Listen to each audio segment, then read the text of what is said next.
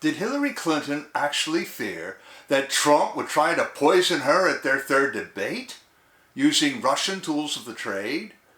Good afternoon, ladies and gentlemen. This is another declaration of truth from your host, Terry A. Hurlbut.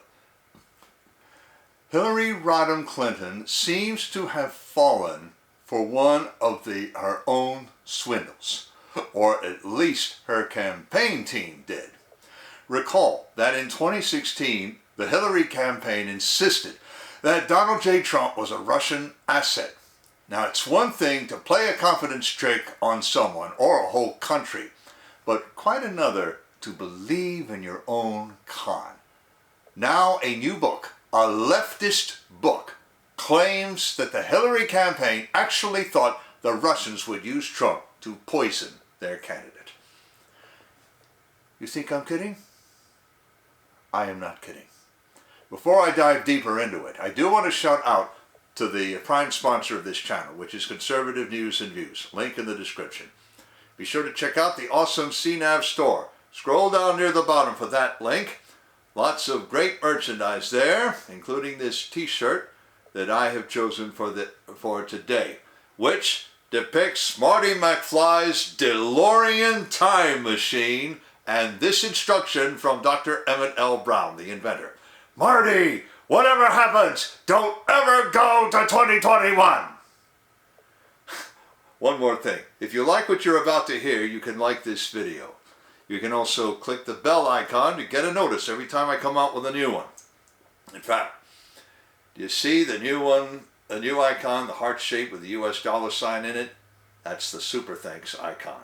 If you really want to keep these videos coming, click on that and leave me a tip. Any currency will do. Now, where are we? Yeah, anyone who remembers the election of 2016 will likely take one of two positions. They'll either believe Trump was and is a Russian asset, or they'll remember Hillary trying to make people believe it. Such was the focus of Operation Crossfire Hurricane, which now lies at the center of the Trump raid controversy. Just saying. This much is fact. Vladimir Putin very much feared a Hillary presidency. He believed that a President Hillary would attack Russia directly. So much did he believe it that he actually issued a ukase telling his people to arm themselves. Now, by the way, ukase is broken Russian for decree. Memo to dictator watchers. Dictators never order their people to arm themselves. A dictator who does that plays with a fire that will surely burn him. The fiction is that Vladimir Putin went so far as to interfere materially in the election of 2016. Every leftist jumped on that bandwagon. That included legacy media organs, including the unabashedly leftist Guardian and the New York Times. Those two papers accused the Russians of hacking the Democratic National Committee and the Hillary campaign. Let me tell you right now, every word in those two reports is a lie. Stick with me to the end because I will address their motive. For now, take my word on this. Russia did not, I repeat, did not interfere in the election of 2016. Frankly, Russia did not have to. If Barack Obama hadn't convinced the better half of the country that it must not allow an Obama third term, Hillary herself did, by her tone and by the way she ran her campaign. None of that stopped the Hillary campaign from creating the Russia hoax and trying to sway the confidence of the American people with it. We all know that failed. We also remember news anchors at CNN and other organs positively blubbing over the election returns. But now we have a sneak preview of a new book that manages to embarrass the cause with which the author sympathizes. Excuse me. Now, the book is titled Confidence Man, The Making of Donald Trump and the Breaking of America by Maggie Haberman of the New York Times. Breitbart obtained an exclusive pre-publication excerpt and reported on it 2 days ago. That excerpt is nothing short of incredible. Does Maggie Haberman seriously consider it acceptable to perpetrate a hoax on the American people She gives all the details, including about how the Hillary campaign cozied up to the FBI and also cozied up to the New York Times and shopped all sorts of wild stories to them. One of these wild stories was that the Russians would use Donald Trump to poison Hillary Clinton with a handshake. Ms. Haberman insists that Hillary never took the story seriously, or did she? I have a link in the description to CNN's video of Hillary and Donald Trump walking on stage for their third debate. Now watch what she does. And what she does not do? She won't shake his hand. Haberman writes, and I quote, Democrats found themselves almost perpetually disoriented by autumn. During preparations for the third debate, Clinton's team was disrupted by a warning from the husband of Senator Dianne Feinstein, who said he had been told that Russians might try to poison Clinton through a handshake with Trump to inflict a dramatic health episode during the debate. Unquote, Maggie Haberman. Now, Richard C. Blum, the husband of Senator Dianne Feinstein of California, the husband who died in February 2022 of cancer, was an investor. Those investments included mainland Chinese companies and American U.S. government contractors. As such, they created conflicts of interest for the senator in the votes she cast, according to Liquid Search. So, if he actually came to the Hillary campaign with a tale like that, they might believe him. Before I get into where that led, I want to shout out to a sponsor who can really help you through the economic storms to come. That sponsor is oursilverlines.com. Do you feel like you're working harder for your money just to get by? You're not alone. The fluctuating economy, employment issues, and unexpected changes in life have left many families struggling over the past few years. Collecting gold and silver can help shield you against many of these challenges.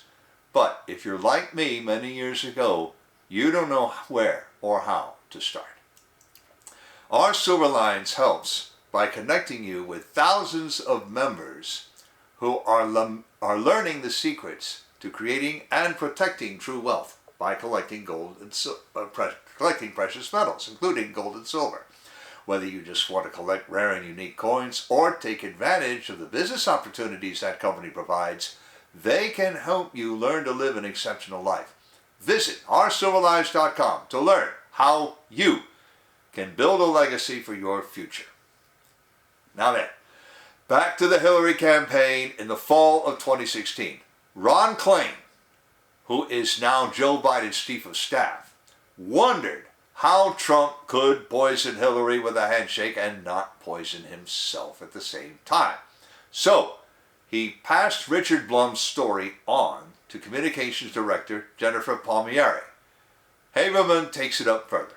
Quote, her Communications Director, Jennifer Palmieri, took the prospect seriously enough to check it out. The warning turned out to be mere speculation from an historian with no knowledge of Russian plans. Close quote. The only reason anyone would believe a story like that is that poisoning by chance meeting is technically feasible. In fact, the old Soviet Komitet Gosударственной Безопасности, which was abbreviated KGB and which happens to stand for Committee for State Security, did it a few times.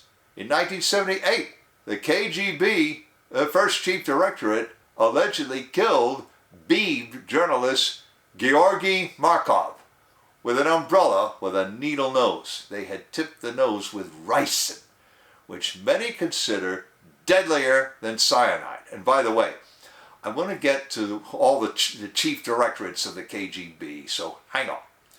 Radio Free Europe / Radio Liberty on September 21st, 2021 accused Vladimir Putin of commissioning several political murders.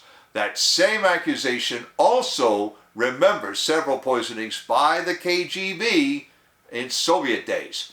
Ian Fleming, yes, that Ian Fleming, creator of James Bond 007, asserted that the KGB had always had a wet operations unit dedicated to such murders, among other activities. They called it SMERSH, or Schmerz Death to Spies, Department 13, and Department Victor. But leftists had a problem.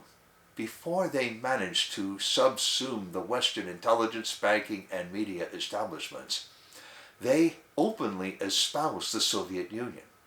Today, Russia follows a leader who, though he was a KGB ranking officer in his younger days, now repudiates communism. And he tells his people to arm themselves, something no communist would do. While the West has embraced something like communism, with billionaires replacing Communist Party Central Committee members. Furthermore, the CIA and the FBI, if they were to merge, would be an American Committee for State Security. You understand what that would mean? First, consider the three chief directorates that make up the KGB. First was foreign intelligence. The second was counterintelligence and security against foreign actors. And the third was security against internal dissent. The FBI has already, in many of its activities, replaced the second and third chief directorates. The CIA, in turn, replaces the first. Add to it Operation Mockingbird, which began in 1948, according to Spartacus Educational in the United Kingdom. It grew out of the Office of Special Projects, which became the counterintelligence service of the CIA. Today, liberals like to associate Mockingbird with conservative administrations shortly after World War II and during the Cold War. What they don't tell you is that they subsumed Mockingbird, or rather, the same elites that formed the World Economic Forum now control Mockingbird and all its assets. And as the Spartacus article makes clear, those assets include nearly every legacy media organ in America. And that is why I have left a link in the description to that article in Spartacus Educational. Read it for yourselves. Seeing is believing. Just one thing. Now, imagine for these two organizations merging in name as well as in fact. Imagine how cruel such an organization would be, at least as cruel as was the KGB. Now, what about Maggie Haberman? I'll tell you what she is. She is a partisan hack. Witness her piece in the Atlantic last Sunday excoriating Trump, not to mention the title of her book. But notice the delicious irony. She writes in the Atlantic, the former president tried to sell his preferred version of himself, but said much more than he intended. Close quote. Well, Maggie Haberman, in her latest book, must be trying to sell her preferred version of the Democratic Party and everything it stands for. But she has revealed more than Hillary would have let her had she had any kind of pre-screening or other editorial control. That includes Hillary's lawyers paying Christopher Steele for that lying, libelous dossier. Remember, that's the one that the New York Times ran with. And when they did that, they permanently sullied their reputation. So, if you read that Maggie Haberman has abruptly killed herself, don't believe it. If you do, I have a partnership stake in a bridge spanning the Potomac River that I would like to offer for sale. Links to the description of the article, to the video showing Hillary refusing to shake hands with Trump on the debate stage, to the article at Spartacus Educational on Operation Mockingbird, and who was and still is part of it, and to Conservative News and Views. I've also left links to the awesome CNAV Store and to oursilverlines.com, as I also mentioned. You know already about how to like a video, turn on notifications, and leave a tip.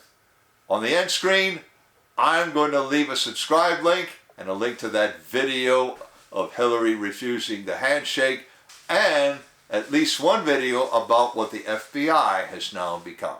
This is Terry A. Hurlbut delivering another declaration of truth and reminding you to let the truth set you free.